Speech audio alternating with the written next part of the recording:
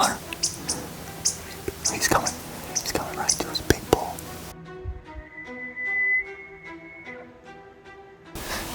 Still making it really bad.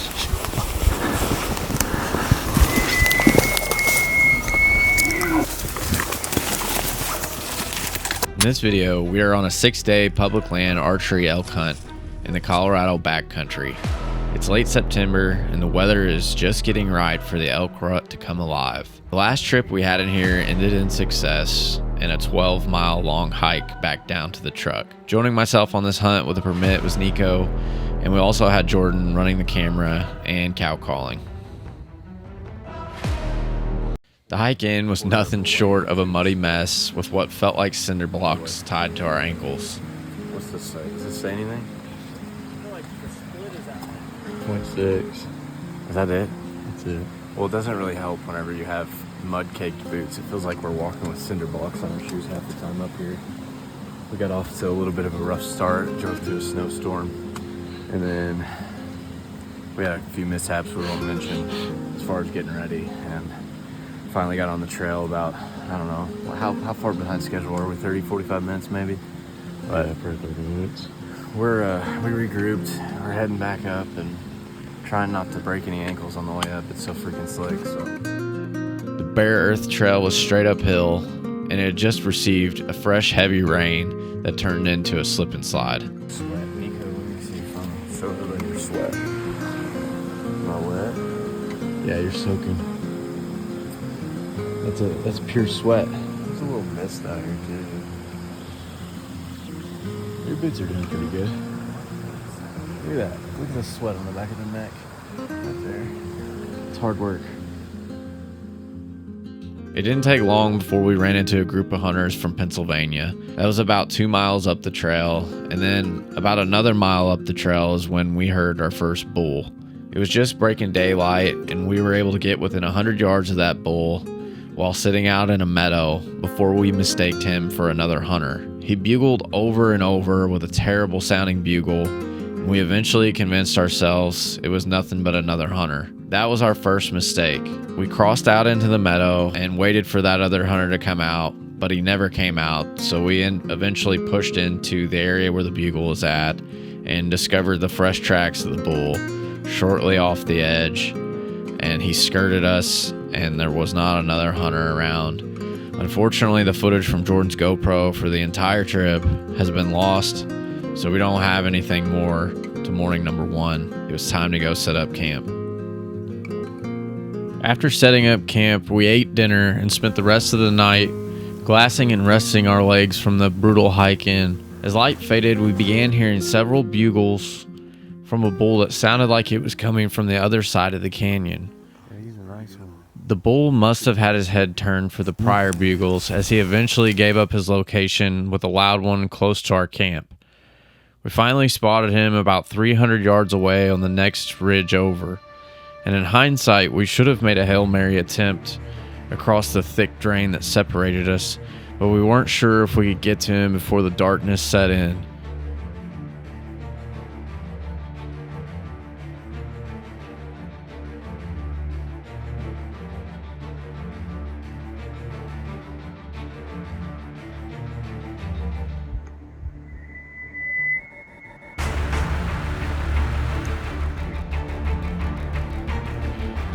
We went to bed on the first night with a plan to go after this bull on morning number 2.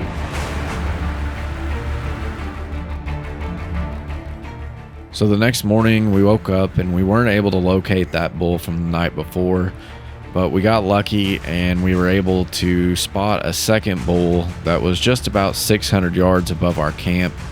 So Nico and me and Jordan split up, and we went ahead and tried to drop a pin the best that we could in that general location, and we ended up busting brush all the way up the hill to him. Alright. That shit's high. He's down in there.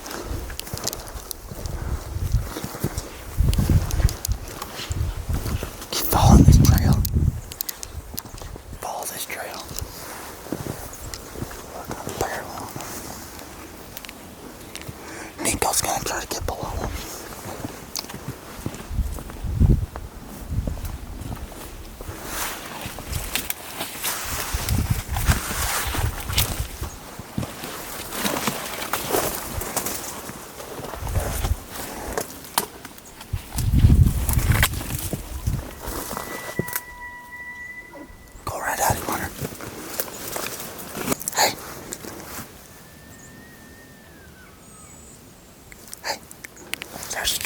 around here, we can get around this stuff.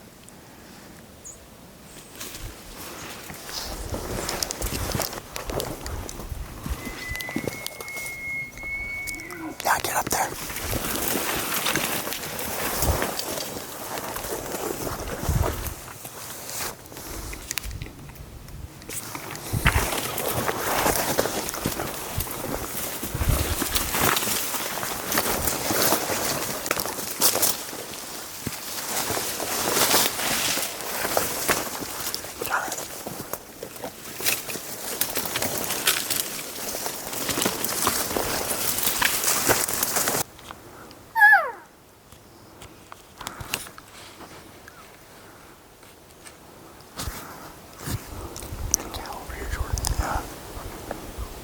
That might be the same bull from before. That was a big. The bull this morning, I just looked on X and he's down the ridge from us. Well, that's the bull. That's another one. Do you still see him? No, he's up in that sunlight. Should we keep trying to push on the ridge or just hanging out for a while? There he is. Sunlight. Where? Where? Right through there where you first saw him. He's going up. Up the hill. Am I fucking blind?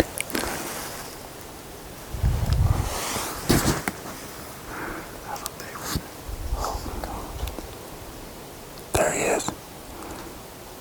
We were able to get within shooting range, but never able to lay eyes on the bull at around, I would say, 50 yards or so. The brush we were in was just so thick that we couldn't get a clear view. And he ended up going silent on us, and then we were able to hear some cow calls of, I believe, just cows around him, and they kind of slipped up over the hill on us, away from us, and he followed, and we were finally able to get a good view of him before he went over the hillside. And we're still not sure whether it was the same bull that we had there on the phone scope or if it was a different bull, because at one point it sounded like we had two bugling, but nonetheless, we busted some more brush and never made it any closer than that initial 50 yards, but we were still pretty excited because we're only on day 2 and we've already got to lay eyes on a couple nice bulls and almost have a chance at them. So a lot of excitement going on, but we also realized that the terrain that we're in isn't the most navigable, so we might have to end up moving camp a little bit uphill where there's a lot of sound and a lot more accessible trails and ways to cover ground in the oak bush. But nonetheless, we were excited, and we had a long week ahead of us, so we knew that that probably wasn't going to be the last opportunity. Yeah. Well, we didn't have any luck with those bulls. They kind of got quiet on us and they were above us, so we really kind of ran out of options. So we're going to head back down and probably pack up camp and make a pretty good haul up and basically move our camp and try to hunt some stuff that's a little more huntable for us. It's just so hard out here with a bow and arrow. It's like I was telling Jordan a second ago, if we came in here with a rifle, we've already shot at 2 really nice bulls. So with a bow and arrow and then trying to get 2 of these things when they're bugling, it's almost impossible. So that's, I don't know, it's part of the challenge, but it's also part of the reason we're gonna pack up and try something else, I think, even though there's a ton of bulls in here, but we think they're everywhere. So anything to add? No, it's just so thick in here you can't shoot. So there's a ton of bulls. There's some really nice bulls, but I think we've had a lot of luck. We've had a lot of luck higher, where there's still a lot of bulls, but there's more open area. There's more oak bush up there. This isn't even really. They either don't respond to calls or we're not good at calling. These last 2 bulls we've killed has been basically listen to them bugle, get the wind right, and just spot and stalk up to them and shoot them. So up there the terrain's a little more navigable for that kind of hunting.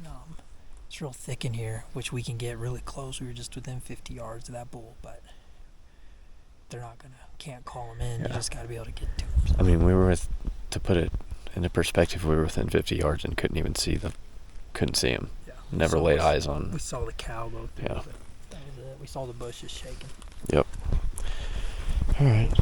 Now I know what you're thinking. Don't leave elk to find elk. And we debated it pretty hard amongst ourselves, but ultimately felt like we needed to be able to cover more ground quickly whenever they got to bugling. And we knew that that was more possible about 1,000 feet higher in an area that we had spent quite a bit of time in over the years. So we spent the rest of the day moving camp uphill, getting it set up, resting, and then we ended the night just doing a little bit of scouting and a nice Colorado sunset, and planned on coming right back to this area that we ended the night on the first thing in the morning. So morning number 3 was a bust, and we ran into some other hunters and didn't find much elk sign. The temps were getting hot early in the day. It was sunny and the elk were just quiet. So we spent most of the day at camp and decided later that evening that we would head back up to a wallow that we had hunted before and that we've seen elk use before. The season before we had a cow come in and made the decision not to shoot. So we knew it was a good spot. And unfortunately, Nico ended up slipping his bowstring off of the cam, and he ended up spending about an hour trying to get it back on while me and Jordan were headed up to the wallow. So he ended up hunting closer to camp, and we really could have ended up using him as an extra shooter in the situation that was about to happen to us at the wallow. Call this the cow pass wallow. Because we sit on it, cows always come. And we always argue with ourselves whether to pass on them or not. It's like a water hole and a wallow. Yeah, and I'm sure if a cow comes into it tonight, we'll have the same argument. Maybe.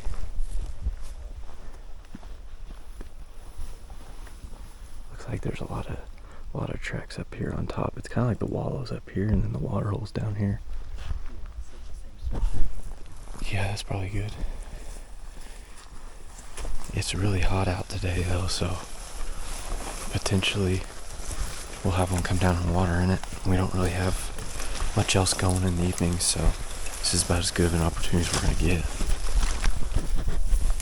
So Jordan was cow calling about once or twice every 20 minutes or so for about the last 2 hours of the evening. And it was around sunset and things had gotten quiet when we heard something extremely loud crashing, and it was headed down in our direction, much like the cow was the year before. So we knew exactly what it was, and it was taking him forever to approach us.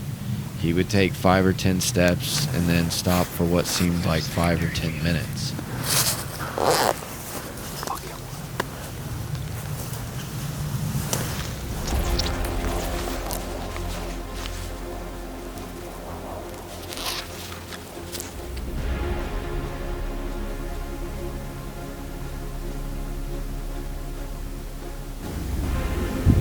Can you see it? Yes. Yes. Don't move.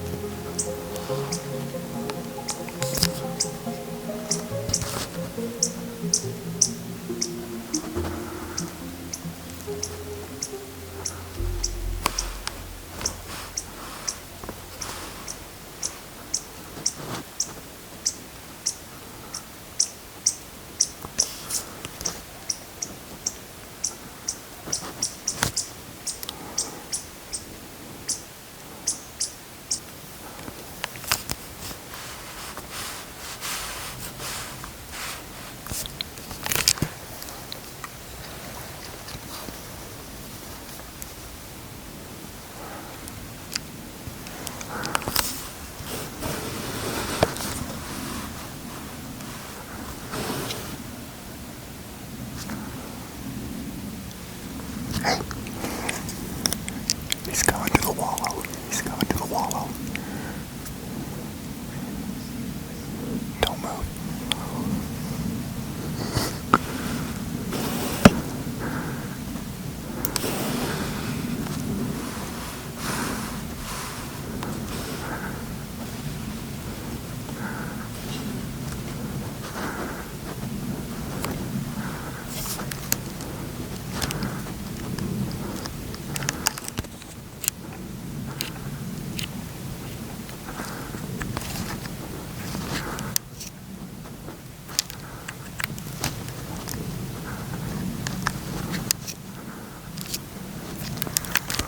Don't move. Hey.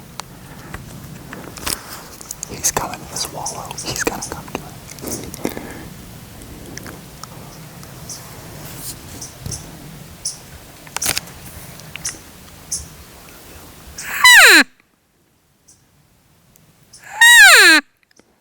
Do you see him?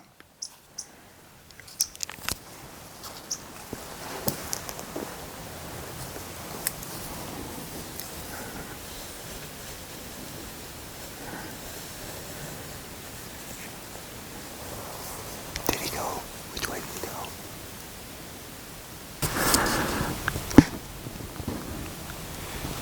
Well, that was, you can see I've got a lot of adrenaline and I didn't even get to shoot. We popped into this wallow that we found last year and we really weren't expecting much, but it's been a hot day and there's not been a lot of noise up here where we're at. But we thought we might as well get in here and give ourselves a chance rather than sit at camp. And we were just sitting here, me and Jordan, for about 2 hours.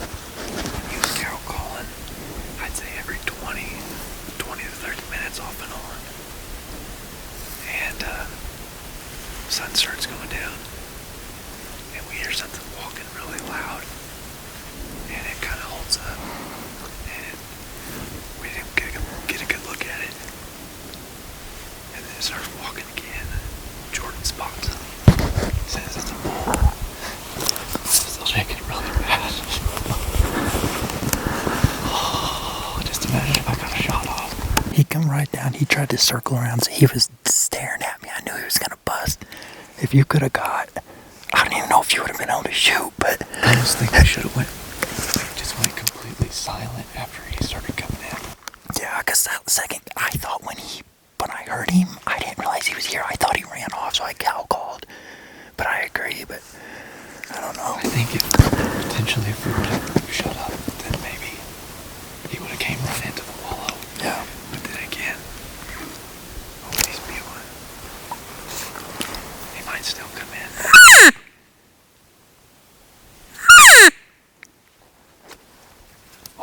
We later concluded that he was likely looking for our cow call, and we didn't have enough separation between us. And when he realized there wasn't a cow around, he got uncomfortable and busted. At one point, he was only 35 yards from me, and I could barely see his neck through the thick brush in front. And Jordan was about 5 yards behind me at one point and had a clean view at him in the camera. And I almost killed him later on in the evening whenever he told me that he realized that he wasn't recording. So you don't have a very good view of him, but that's typical of our videos. So not only were we upset to know that we didn't have any footage, but our hearts were a little destroyed as we knew that this was likely going to be our best opportunity at a solid public land bull. All right, 10 interview.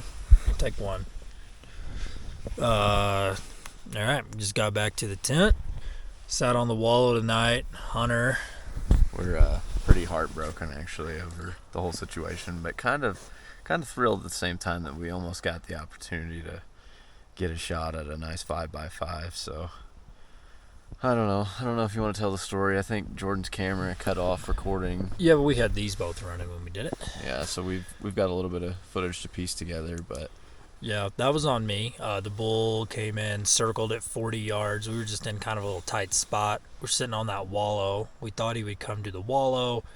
He was coming in looking for the cow. We were cow calling every 30 minutes or so. So the bull came down, kind of did a little loop around us. Hunter was just in a weird spot where he couldn't get a shot off. So we had a big dead fall limb where he couldn't move. We'll just say that he ended up in the one place that you would never expect him to be. And we're sitting in the wallow thinking that he's going to come to the wallow, but I think in reality he probably came right to the cow call, and we weren't spread out enough, and we're trying to film, so it's hard to get the cameraman and the caller far enough back and still get the footage. So maybe if he was 20 yards, 30 yards behind me, that bull stops it in range. But with it being 40 and I didn't saw down any limbs or anything, didn't get any windows ready, so he held up at 40 and we never did get a shot at him before I think he spotted us ultimately. Yeah, he definitely saw. He was looking in for those cow calls. It's crazy how well they can pinpoint, because we hadn't called in a while and he came in and was looking right where we were standing. So he kind of did a little perimeter check, and when he didn't see a cow, he bugged out of there. So it stings a little bit, but at the same time we're 3 days in and we've had 3 almost opportunities, I guess you could call them, but yep. Hoping for another opportunity in the morning. We just need one to give us a window to shoot in. And Nico had a heck of an experience today too. Look at him over there, he's still thinking about it. A lot to reflect on today. I fixed it though, maybe. So that's good. Nico broke his bow. Just checking to make sure he could draw his bow in a spot and let it down pretty soft. I don't know what happened, but derailed it is what they call it in the industry, I guess. But he somehow got it back together with paracord, and he had us sweating. I was terrified. We thought he was going to tear his finger off. We were going to lose fingers. We actually left our tourniquets with him, if that shows you. I don't know if that makes us good friends or bad friends. He got it. I don't know how he got it. He's braver than me, because I wouldn't hand put string back on a bow. He basically built a bow press out of paracord. So MacGyver over here. All right. Call tonight. Till next morning. We're gonna go back to where we were this morning, where we saw some bulls, and maybe sit the wallow tomorrow night. I'm just really hoping that's not the last memory, the good memory we have of this trip. I'm wanting to finish strong. Tomorrow's day 4. That's the day we're going to do it. I also hope you put a green screen effect on this. I'll put a green screen. They won't even know, because it's just green right now. Yeah, I look kind of funny from here. We got into this oak brush this morning where we heard some bulls yesterday. It's pretty open in here. We got set up on a meadow, did a couple cow calls right at daylight. Had a bull walk probably 60, 70 yards on the other side of the meadow. We could see him through the oak brush. Probably should have been spread out a little bit better. It was still so early. We were sitting in one little open area, and he walked through the other, probably 60, 70 yards from us. So we think he's still in here, moving around. If we didn't hear him bust out. He gave us a little bugle, but since then he shut up. But it's open enough in here. We're just kind of still hunting, creeping through. I'm staying about 30 yards behind Hunter. He's up here. Letting out little cow calls, hoping he'll come check us out. It seemed like he was checking us out this morning. It was just kind of moving through, so we're to try to get after one. Morning number 4 was another close call with a bull that came in to us silently, but he ended up busting us just like the bull from the night before. Unfortunately, this was the last close call we had for the trip, as we spent the next 2 days scrambling and moving camp back downhill where things were much different than when we had left them. We've learned a lot from previous trips, mostly how to camp efficiently and stay close to the herd. This trip taught us that we still have a lot to learn on how to actually hunt the elk. Sure, we've hauled out a few from this basin over the last couple of years, but with public land archery hunting, the odds are always going to be favorable for the elk, and for this particular trip, they beat us fair and square.